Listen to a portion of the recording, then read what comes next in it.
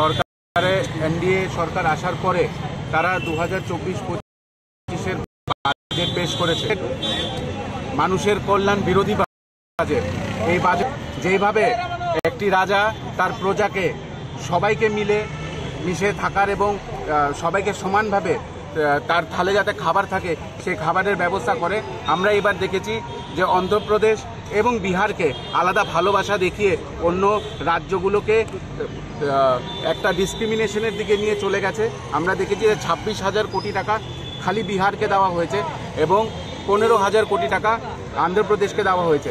এটার একমাত্র কারণ হয়েছে নাইডুবাবু এবং নীতিশবাবুকে, যে তারা যাতে তাদের সঙ্গে থাকে, কারণ তারা ছাড়া এই সরকার ভেঙে যাবে যে কোনো মুহূর্তে।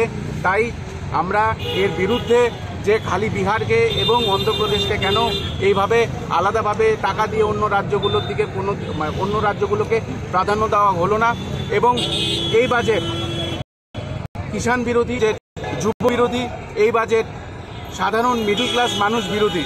কারণ আমরা দেখেছি যে চারিদিকে যেখানে ট্যাক্স নেওয়া সত্ত্বেও রাজ্যের কোনো উন্নয়ন হচ্ছে না, তারা ইতিমধ্যে অনেক কিছুর মধ্যেই ডাবল ট্যাক্স করে দিয়েছে, যে দেখানোর জন্য যে কিছু জিনিসের মধ্যে দেখানোর জন্য তারা ট্যাক্স কমাচ্ছে, ওদিকে তারা সেই ট্যাক্সটাকেই উঠিয়ে নিচ্ছে, ডাবল করে নিচ্ছে।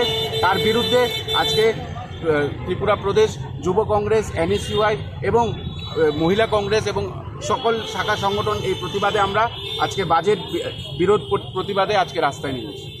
দেখানোর জন্য আজকে এই নোংরা খেলা খেলেছে বাজেটের দিয়ে এবং নীতিশবাবু এবং নাইডুবাবুকে ভরে ভরে টাকা দিয়েছেন এবং এটাও বলেছেন যে তারা আরও পাবে সেন্টার থেকে। কিন্তু অন্য রাজ্যগুলো মহারাষ্ট্র থেকে শুরু করে, দিল্লির থেকে শুরু করে, কর্ণাটকা থেকে শুরু করে কোনো রাজ্যতেই সেরকম ভাবে কোনো নারাজ। কারণ এখন খালি নাইডুবাবু করার পেছনে